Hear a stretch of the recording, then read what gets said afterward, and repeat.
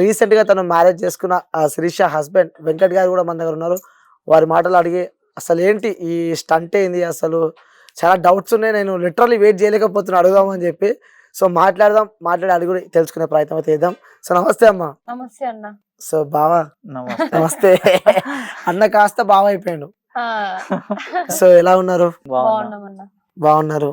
So first నువ్వు చెప్పమ్మా సిరి, నిజం చెప్పాలి ఇప్పుడు. నిజంగా బాగున్నా, స్మైల్ బట్టి అర్థమైతలే.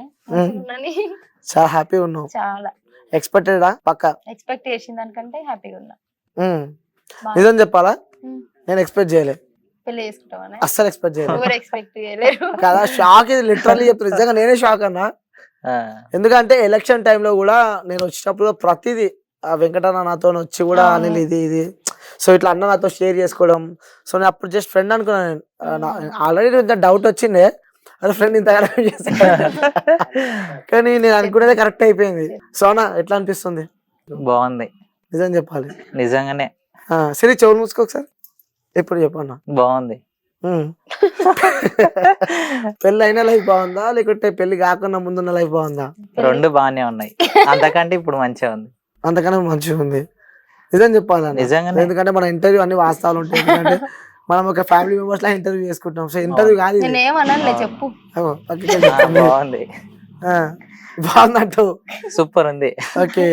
సో మొన్నటి దాకా సిరి ఇంటర్వ్యూలు ఇస్తుంటే పక్కకి సపోర్ట్ చేసుకుంటూ వచ్చినావు. అవును. ఇప్పుడు సో అదే సిరి పక్కన కూర్చొని ఇంటర్వ్యూ ఇస్తున్నావు. అవును. ఎలా అనిపిస్తుంది, ఎలా ఫీల్ అవుతున్నావు ఇప్పుడు? మంచిగా ఉంది, హ్యాపీగా ఉంది. కాదన్నా, ఇంత పెద్ద క్వశ్చన్ అడుగుతున్నావు, వన్ వర్డ్ ఆన్సర్ చెప్తున్నావు. అంతే మరి, తక్కువ టైం తక్కువ తీసుకోవాలి, మ్యాటర్ ఎక్కువ ఉండాలి. సూపర్ అన్న. అంటే మొన్నటి దాకా ప్రతి విషయంలో, ఎందుకంటే నేను కూడా స్వయంగా చూసిన కాబట్టి సిరికి అన్ని విధాలుగా సపోర్ట్ చేసినావు. సో అప్పటి నుంచి అంటే ఫస్ట్ ఓపెన్ అడుగుతున్న క్వశ్చన్. సో నా క్వశ్చన్ కాదు, అంటే నాకు కూడా మనసులో ఉంది, వ్యూవర్స్ అందరికి ఉంది. లవ్ మ్యారేజా అరేంజ్ మ్యారేజా? Love marriage.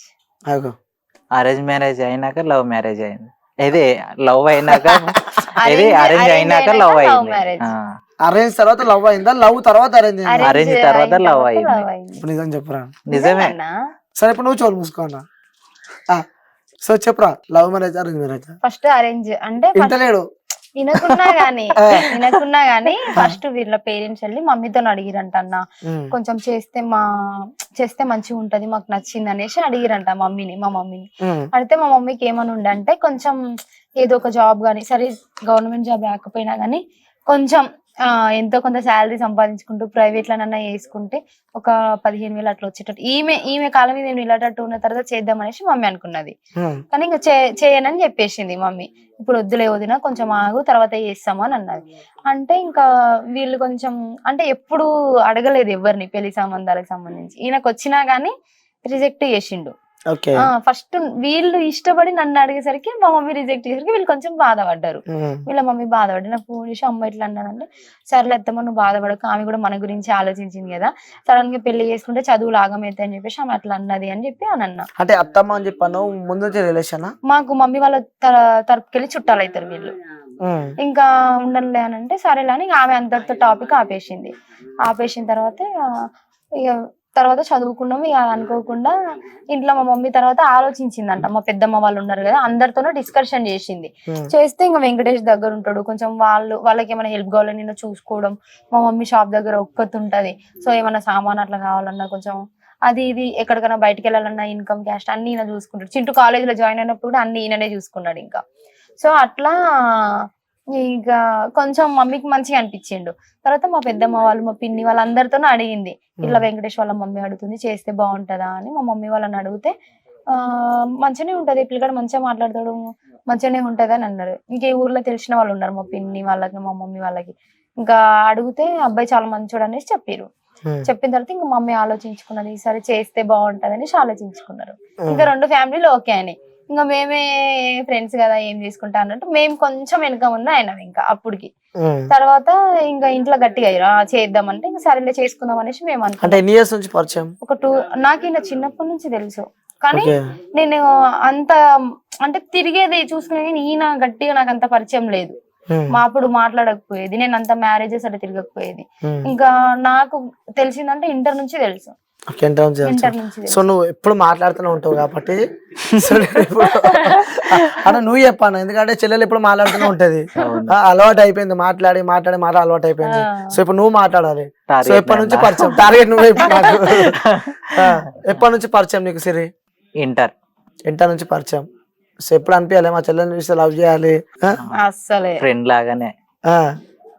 నిన్న రీసెంట్ వరకు కూడా ఫ్రెండ్ లాగానే ఇద్దరు మంచిగా ఉండేది. Best friends. Best friends. Friends కాస్త అరేంజ్ అయ్యి లవ్ అయింది. తర్వాత మ్యారేజ్ చేసుకున్నాం. మ్యారేజ్ అయిపోయింది. అంటే సిరి నువ్వు ఇప్పుడు ఏమనొద్దు, ఆల్రెడీ ఇంకో క్రష్ లవర్ ఉన్నట్టు తెలిసింది నాకు. మీకు ఏది లేదు. నిజం తెలిసింది నాకు. వెంకటేష్ గా? ఆ, ఏమో మరి నాకు తెలియదు. ఎవరు చెప్పు ఇప్పుడు? కాదు, పచ్చని కాపురంలో నిప్పులు వస్తున్నావు అనుకున్నా ఆయనను. ఎవరు చెప్పు, నాకు తేలాలి ఇప్పుడు. చెప్పు బ్రో, ఏం కాదు. ఎవరు లేరు. అదే ఏదో చెట్టుకి మన మామిడికాయ చెట్టు ఏదో సంథింగ్ ఇక్కడ రోడ్ పైన వస్తుంటే స్టోరీ తెలిసింది నాకు అది. ఏమో మరి నీకు తెలిసేనే, నాకైతే తెలియదు. నిజం కాదంటావు అది? కాదు, నాకు ఇంటర్ నుంచి తెలుసు కదా ఈయన. ఇంటర్ నుంచి మేము అన్ని పర్సనల్స్ అన్ని షేర్ అంటే మామూలు చేసుకునే ఇంటర్ ఈమె నుంచి గురించి తెలుసు. నా గురించి అన్ని చెప్పుకునే వాళ్ళం. మేము ఒక టీం అన్న ఫ్రెండ్స్. ఈయన ఈయన మా ఫ్రెండ్ శ్రీకృష్ణ అని ఉంటాడు. శ్రీలక్ష్మి అని ఉంటారు. శ్రీలక్ష్మి వాళ్ళు మేము బెస్ట్ కలిసి ఫ్రెండ్స్ ఉండదు ఇంకా. చెప్పు అంటే ఫ్రెండ్స్ అంటే మామూలుగా ఏమన్నా అయినా చెప్పుకుంటే ఇట్లా అయింది అది ఇదని మేము కొంచెం ఓపెన్ గా అందరం. నా బెస్ట్ ఫ్రెండ్ శ్రీలక్ష్మి, శ్రీకృష్ణ అనేసి ఈయన, మేము నలుగురం ఉంటుంటేమి. సో అప్పుడు ఇంకా అన్ని విషయాలు షేర్ చేసుకునేటోళ్ళం. ఇంకా లవ్ విషయం అంటే ఫ్రెండ్స్ అంటే ఆటోమేటిక్ గా చెప్తారు కదా, నాకు ఇట్లా గోగుతురు అది అని. సో అట్లా ఏం లేదు. ఈయనకు అంత చదువుల పుత్రుడు ఈయన ఎక్కువ. అంతేనా? అంతే, ఇవన్నీ చదువు బిడ్డ అంటావు. అంతే ఇక. సో నీకు ఎప్పుడు అనిపించింది అన్న సిరిని పెళ్లి చేసుకోవాలని చెప్పి?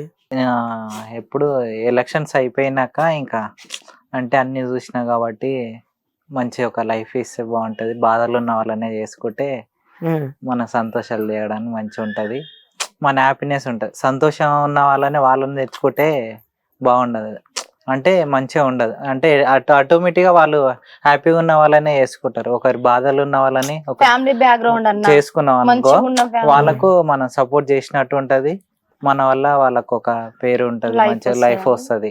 అట్లా అంటే సిరి గురించి మనకు సంబంధించి కూడా నెగిటివిటీ కూడా కామెంట్స్ రూపంలో గానీ, so something what ever happen, కొన్ని నెగిటివ్స్ కూడా ఆ సిరి పైన ఉన్నాయి. సో అవి తెలిసి కూడా ఇలా చేసుకోవాలి అనిపించింది మరి మీకు? అవన్నీ ఉన్నందుకే వేసుకున్నా, లేకపోతే కరెక్ట్ ఉంటే వేసుకోపోతున్నా. మస్తు సంబంధాలు ఉన్నాయి. అంటే మస్తు మంచి నెగిటివ్ ఉన్న వాళ్ళు. అమ్మాయిని చేసుకున్నావు, మరి నీ ఫ్యామిలీ నెగిటివ్ అవుతుంది, సో నీకు సంబంధించిన వాళ్ళు నెగిటివ్ అవుతారని చెప్పి ఇవేం ఆలోచించలేదు అసలు? ఇప్పుడు మస్తు మంచోళ్ళే ఎంత 100% జెన్యున్ పర్సన్స్ ఎవరు లేరు. కొందరికి ఉన్నా గానీ కొందరికి ఆపోజిట్ ఉంటారు ఖచ్చితంగా. ఇప్పుడు పొలిటికల్ లీడర్స్ అయినా, సీఎం అయినా, ఎవరైనా కొందరికి నచ్చుతారు కాబట్టి